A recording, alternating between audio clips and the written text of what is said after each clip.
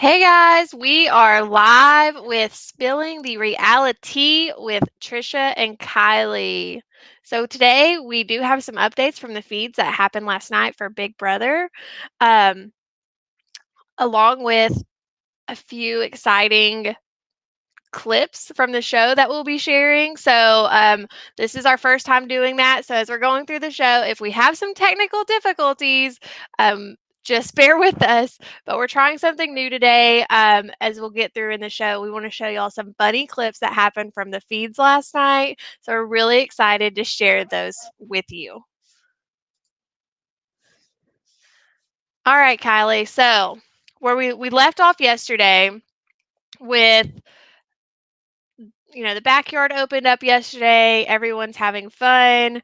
Some talk about Keisha going home, but the veto ceremony hadn't happened yet. So we talked about turning up the fire for Keisha. And really quick, I wanted to say before we get started, the comments are open. So if as we're talking you have comments or questions, feel free to drop in your comments and questions as we're running through the feed updates from last night. Drop those questions in and we will get to your questions at the end of the show. We'll have a full segment dedicated to going through any questions that you have or any comments that you want us to spill the tea on. We are keeping up with all the fun things that are going on Twitter and Instagram. So if you have any questions, comments, thoughts, we'll gladly share those. We can pop them up on the screen or leave you anonymous if you don't prefer to be named. But if you have no preference and you don't care about us calling out your comment, please just drop us a comment, question, concern, and we'll get to those at the end of the show. All right, Kylie. So we left off yesterday with backyard opens. Um, some game talk was happening yesterday. Alliances were forming, and so today I know that some more of that's happening. Alliances are starting to become a little more solid. Those lines are becoming a little more clear. Um, but we also know there was a huge milestone hit yesterday.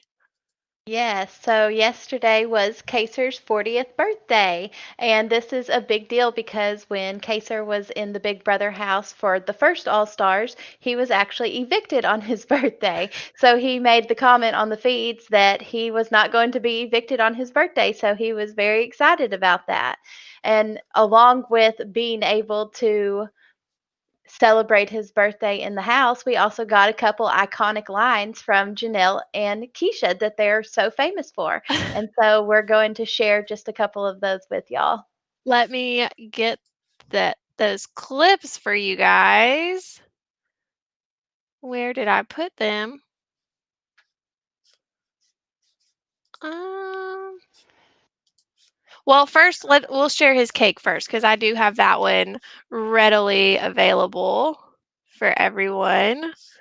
Let me pop So that he up for did everyone. get a couple little cakes made for him on his birthday, and this lovely one was made with some Fruit Loops. Maybe Nicole threw that on there. She is the Fruit Loop dingus.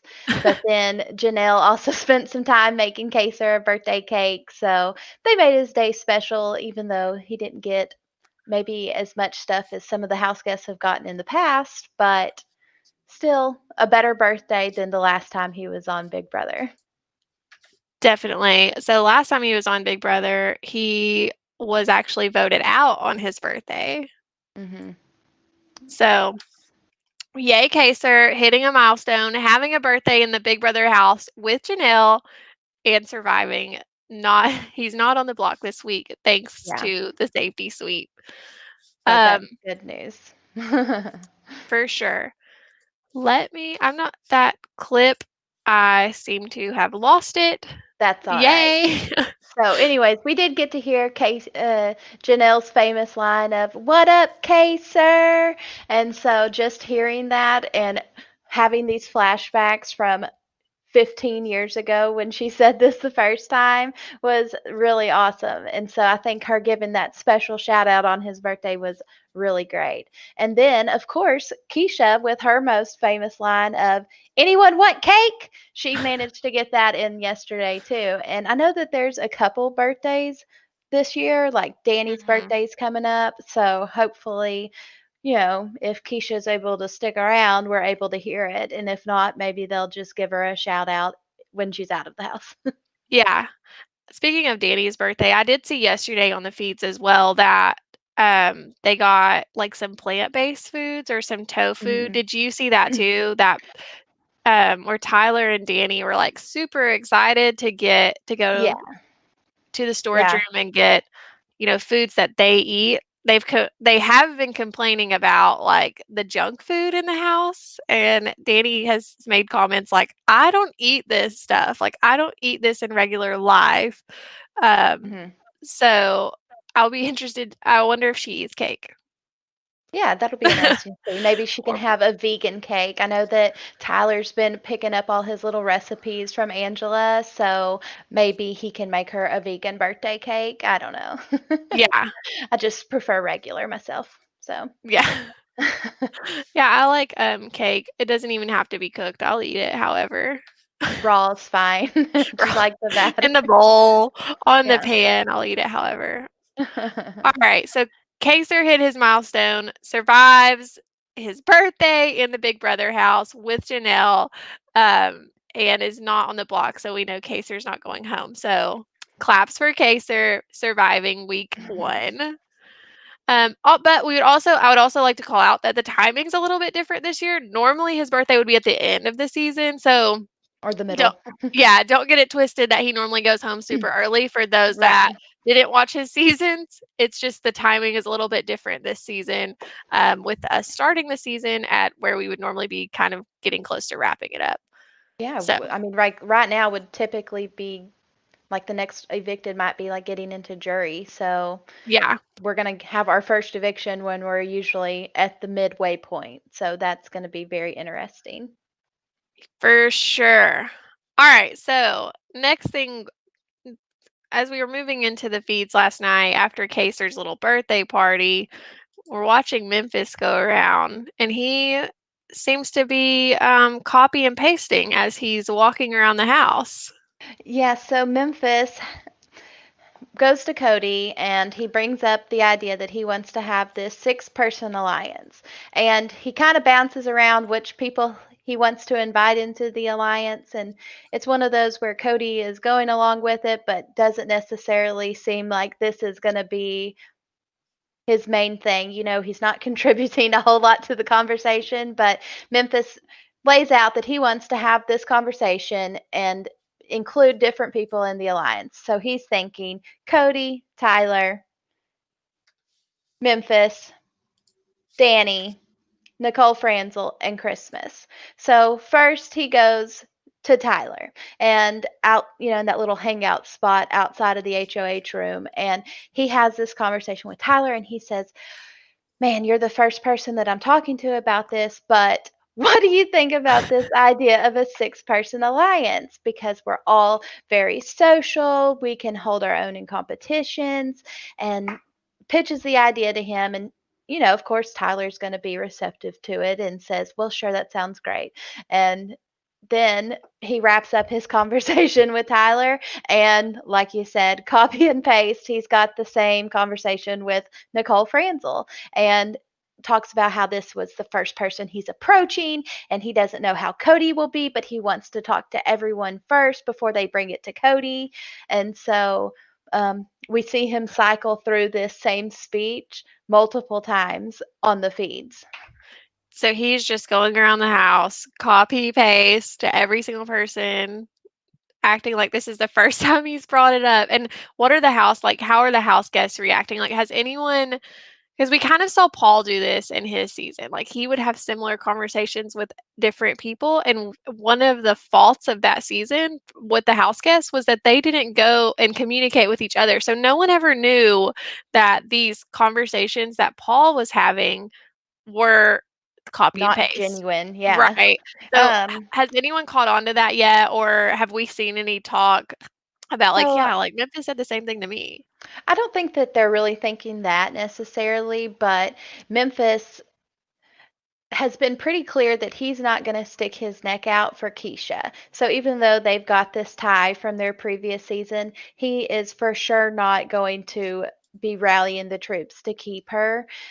But people don't necessarily realize that. And so while the talk is still towards keeping Kevin, there's a lot of people that are worried about Memphis and Keisha, and they think that Memphis may be behind the scenes pushing to keep Keisha and evicting Kevin. And so my thought is, what is worse, to have people know that you're with somebody like Janelle and Kaser?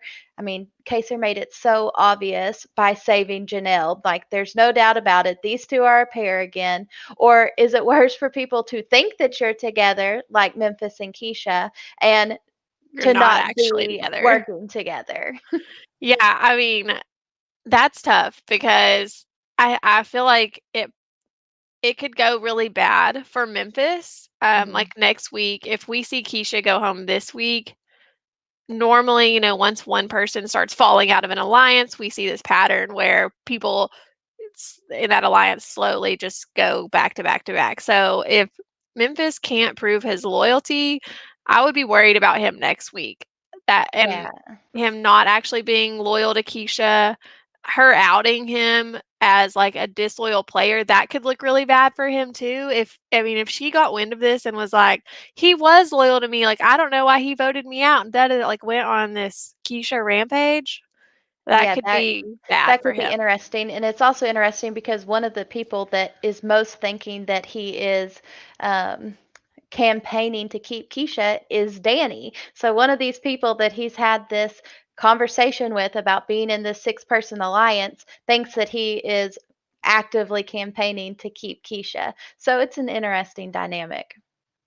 Yeah, for sure, for sure. So we'll be interested to see how that plays out.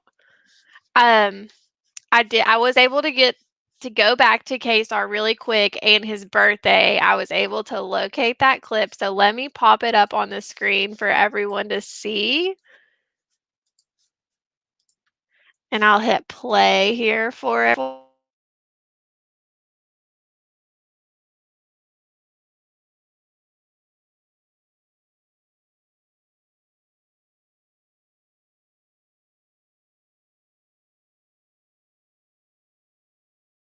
All right. So having a little bit of technical difficulties, but that's okay. We're going to just move on. And, um, you can check this out on Twitter. There's lots of little clips out there of this iconic line. So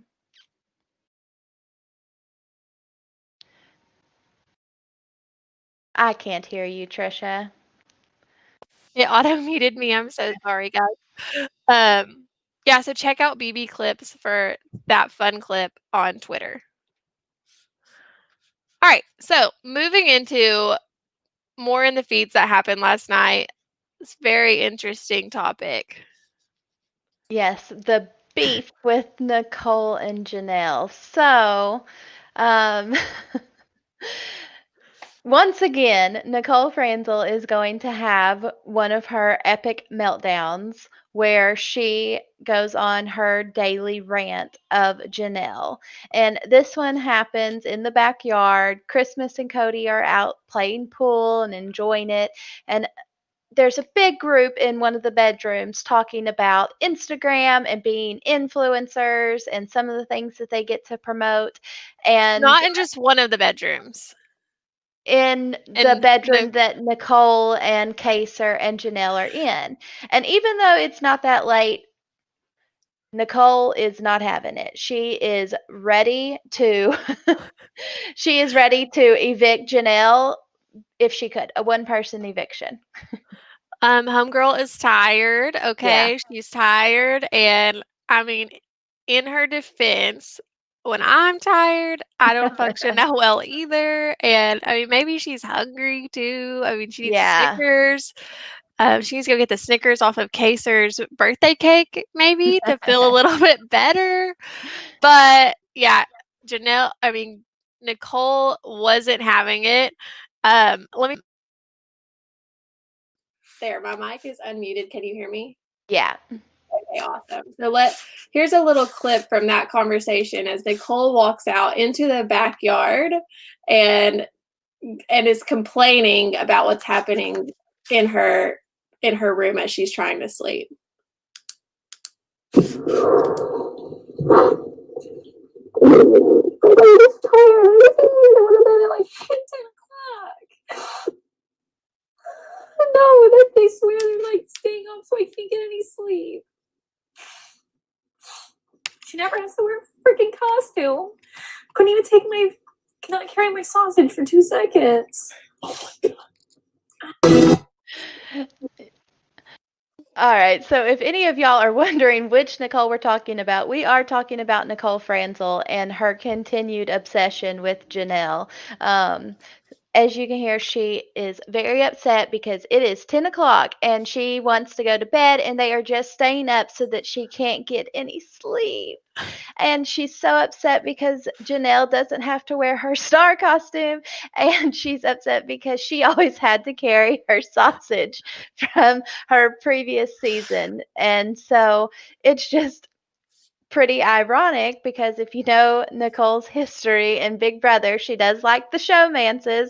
So she's got a little bit of irony there with complaining about having to carry her sausage around. So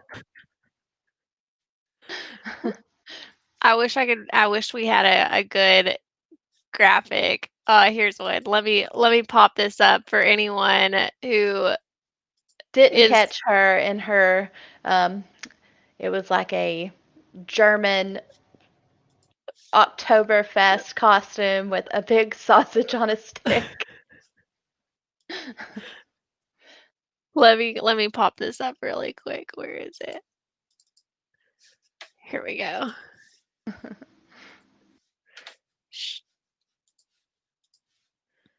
So this is the sausage that Nicole is so upset about that she could not set it down. She had to carry it for every day as her punishment. So she's upset that Janelle is able to take off her star costume. And Yeah, I don't even know. She might not even be upset about the costume, and maybe that's like getting to her deep down. But I really think she's just tired. Yeah, she's really tired and she's having an epic meltdown. I mean, she is full on sobbing on Christmas's shoulder about Janelle not having to wear the star, and it has just gotten to her. And it transitions eventually into game talk, and Nicole just says that she doesn't care who the house wants to evict. She just wants to vote the opposite of what Janelle wants. So what do you think strategy wise how this is going to play out for Nicole if her main thing is to not necessarily do what's best for her, but to do what Janelle does not want? I don't think that's gonna work out at all. She's playing with her emotions, Yeah. and we've seen that almost never works. I can't think of a time off the top of my head where it did work. So I don't think that her thinking with her emotions and her just going against Janelle every time is gonna work for her. Kill them with kindness. You catch more flies with honey than you do vinegar. So I think take a page out of that book and go from there. Yeah, that's great. So, the next thing that we're going to talk about is the POV ceremony. It happened yesterday, and as expected, Enzo did not use the power of veto. But even though he didn't use it and nothing really crazy happened after, like we hoped, a Keisha meltdown, there was some fun backyard shenanigans. So now that I know how to unmute my mic as these clips are playing, let me share this for everyone's viewing.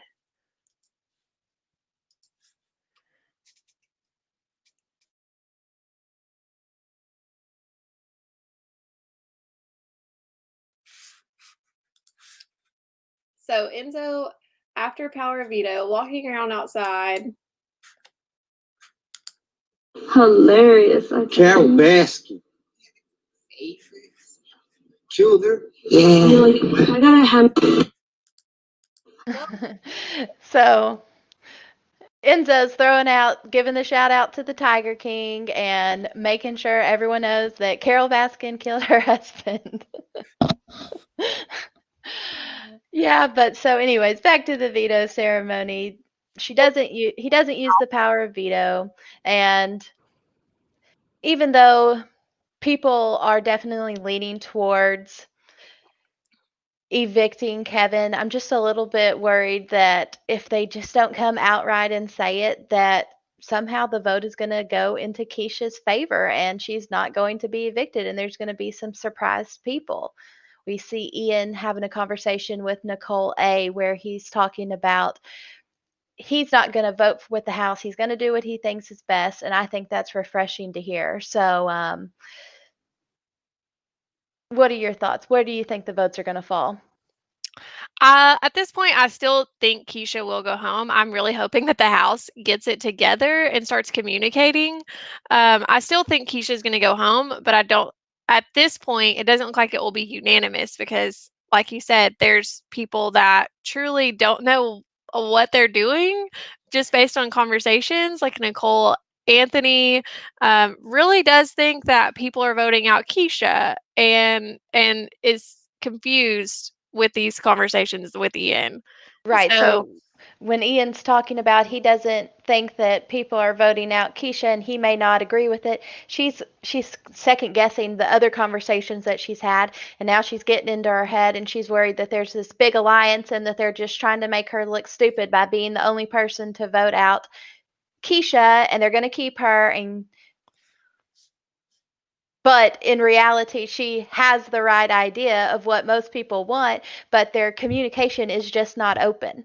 And so there's just a lot of bad reads happening in the House right now. unlike Janelle, who can read a room like no other. Yeah, Janelle and Kaser, they see what's going on. They've got everything pinned down, but everyone else definitely has some misconceptions. So, And maybe if Cody would give a direction, that would right. help. But Right. I think he's that's the big still thing is he's just kind of hinting around that he would prefer for Kevin to stay, but he's not outright saying that Keisha is his target. And I think ultimately it's because he probably doesn't really care if Keisha stays or if Kevin stays. So, right. So at this point, as of today, still think Keisha's going home, but I mean, it could change tomorrow based on these unknown conversations and misreading of conversations. right, and that's always the hope is that, come eviction night, once the feeds go down, you turn it on and all this chaos has happened in the last hour before the show. Those make for the best ones when you're like, what happened in these couple hours where we had no feeds and then we have to see all the flashbacks. That's the best. So, oh, yeah, and we have this tweet from whoever is running Keisha's account while she's in the house, calling out Memphis for being a really terrible friend. And he brings up that he's the reason why she was evicted on their first season together. And so he's just not partial. But like I said, all of these people are not believing him. So, um, Tough spot to be in for Memphis. yeah, tough spot. I don't know what's going to happen with him there. So that brings us to the tweet of the day, who we got from our friend Jason. Says the only person that talks more about themselves than me has to be Christmas. She could turn a conversation about anything back onto herself. SpaceX. My foot cast was an anti-gravity carbon fiber Musk model. I just loved Jason when he was in the house. Him and Davon had such a good relationship, and so I'm glad to see him tweeting about this season. And this is just so funny because every time the feed switched to Christmas, she is talking about herself. She is talking about her child loyal. She's talking about her workouts. She talks about her break of her foot. And she even gets into some interesting drama that she has this bad history with her ex, but that she can't talk about it because it was on TMZ, and I think there might be like a restraining order. I'm not exactly sure, but Feed's got Feed's Feed's cut at that cut. point. Can't have any of that talk because it's a little questionable that she's allowed in the house. Yeah, so if for all the Christmas stands out there that are wondering why we never talk about Christmas, it's because she never talks about anything that's game related other than herself. Right, So, absolutely. well, once we get to that point of her talking game, we'll definitely bring you the deets on that. But until for now, we don't have anything. And Jason did a great job of explaining why. And if you follow Jason on Twitter, I know that you read all of his tweets in his voice, and I wish I was a great impressionist and could read that in his voice, but I can't. I just, Yeah. but it's so funny just hearing it in his voice. Yeah, that's so funny. So anyways, one of the comments says that where is where are we talking about Queen Davon? And we love Davon, and right now there's not a lot to say about her, which isn't necessarily a bad thing. She's being really social in the house. She's having lots of good connections, lots of good conversations with everybody. She does have this duo with Bailey, and Bailey is another one that I'm actually pretty impressed with because we know the Bailey from BB20 that is ready to pop off. And right now she's playing it cool. She's making a lot of good friendships. Both of their names are someone that is mentioned a lot in these bigger groups, and that's not necessarily a bad place to be where the majority thinks you're okay to work with, but you're not necessarily locked in with that group. So I think that they're both playing really good and really smart games, just not a whole lot specifically to talk about them. They're always entertaining and great to watch on the feeds, but game wise, they're just kind of playing the middle. And right And we now, I also Yeah, we also have to think about Davon. We talked about this in one of our earlier episodes where Davon played a really hard, vocal game, in your face game her first season, and she was voted out very quickly for that game. yeah. And then the next season she stayed a little bit lower and made it a little bit farther.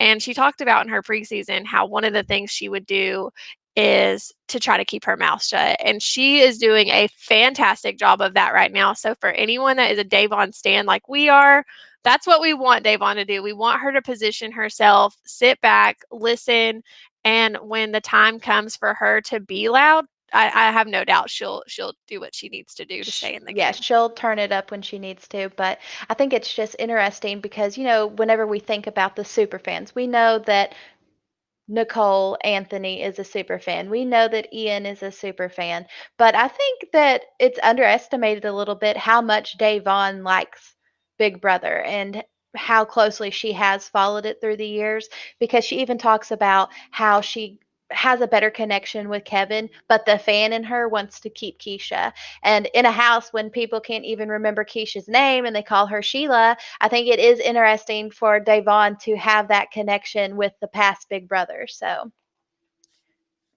Definitely. Definitely. All right, looking at some more of our comments, let's see. Russell says, I want Christmas for Christmas. Hard pass. Hard pass on Christmas. Well, Russell, if you are looking for someone to beat the shit out of you, she's a good one to have. She is available. So check out the story on TMZ. If you were to buy stock in any players right now, who would you buy? Who would you avoid? All right, great question, Alex. So I think personally that another one playing a really good game is Danny. She is one of the biggest names, but somehow she's managing to not be on anyone's radar. She has this great social game. She's made it to the end. Her dad is one of the legends of Big Brother, and she's managed to get in with this group. Her and Nicole Franzel do have this connection, but I think the most interesting connection that she has is with Cody because Cody I think initially was a little bit unsure about Danny, but they've had some good conversations. They're having a good connection. And right now she's positioning herself really well to where when she gets to the point where she needs to win some comps, she's going to be able to. And she's not being tied in with Janelle and Kaser, even though she does have a friendship with Janelle. So I think that's kind of who I would buy stock in right now. I wish that maybe she was my captain in the long run. Yeah. So, For me, it would be Davon. I know we've hit on her quite a few times in our episodes, but she, like I said, she's staying low and she's doing what she needs to do to, be flexible to the game, and she's hanging in there, and she has that alliance with Bailey, and I think Bailey is kind of a meat shield for her, to be honest. Bailey will go before Davon does, especially if anyone has watched the challenge and watched how physical Bailey is and the mhm, strengths that she has. So I think that her partnering with Bailey and her partnering with Janelle, two people that will definitely, in my opinion, go ahead of her, mhm. um, is nothing but great for her game. So I think we're here to see Davon for the long haul unless something crazy happens. So right now, I would buy stock in Davon. Who would you avoid? So avoid probably. I mean, besides the obvious that the majority of the house seems to be against Janelle and Kaser, I wouldn't bet on them getting their way if history repeats itself because they've already taken on the house, just the two of them, in BB6, their first season together, when it was basically them against the house for the longest time. So, besides the obvious, I think I would probably avoid Memphis. Memphis is making these deals. We talked about him having his rehearsed speech that he's giving to everyone, and he's kind of in that group, but everyone has doubts about him. So I think I'm going to avoid Memphis. Yeah, I would agree with that. I Looking at some of the other players in the game, I would look more towards avoiding Nicole F. I think she is kind of, I mean, in this house, if and on Survivor too, like if you're rubbing people the wrong way, whether it be sleeping conditions, um, personal preferences, food, things like that, when you're rubbing people the wrong way, that puts a target on you. Those personal things like that will play into the game. She's also already won. We have seen her quite a few times over the past, few years ever since she has started on Big Brother. So I wouldn't be surprised if she starts becoming targeted, especially if Janelle wins and or any people in her alliance win. Janelle, she's partnering with Kaser, Davon, Bailey. Bailey. Davon owes her a favor, but we all know really how Davon feels about that. So I would not buy stock in Nicole F this week, Yeah. just because of the hole she's kind of digging for herself. She's a lot. Like, I just couldn't imagine having somebody in your alliance that you have to babysit. And that's what it is with Nicole F. It's a constant reassuring that nobody's talking about her and that people like her and the crying. I couldn't handle it. I could not be in an alliance with her. She would It be would be tough. extremely frustrating to deal with. It'd be So, tough, and it's hard, it really is hard in this house when you're dealing with someone who wears their emotions like that. It's one thing to do it in the DR, but when you're doing it to other people and you don't know how that person's going to react as they're having yeah. conversations, like you said, it's hard to babysit them, and that's not something I would wanna do if I wasn't in an alliance. Right. When she walks off from that conversation with Cody and Christmas, where she has the breakdown about going to bed and Janelle in her star costume, they both look at each other like, what the hell just happened? And so she's a lot. And that's someone that they're both supposed to be working with. And I think that she's setting, she could be setting herself up, but then she's not different. This is the same Nicole that we saw her first two times playing. She's very insecure. She does have to have those reassurances and she was able to stick around for a pretty long time both times and obviously win the second. So Yeah. I Um, guess TBD. yeah. Do we think that, I mean, that's kind of why we always see Nicole in a showmance with different players on the game, is because Right. she's kind of always had that person, that one person she could cling to and trust and go to. Yeah. Yeah, and she doesn't have that, so she could be in a tailspin this year without having that one close person for her to lean on because she's a lot. She's a Yeah. lot to deal with. Yeah. For sure, for sure. There's this comment from Bill Display. It says, "I think Bailey will go far, could win. Who would target her? She wasn't an all-star." So Bill is insinuating that Bailey's kind of going to is flying under the radar. Why would anyone target her? So Hmm. kind of talk about, I mean, have there been any conversations about Bailey? I No, I haven't seen mean, any, but right. No, I think Bailey's in a really good position right now. It's just going to be what she does in the long run.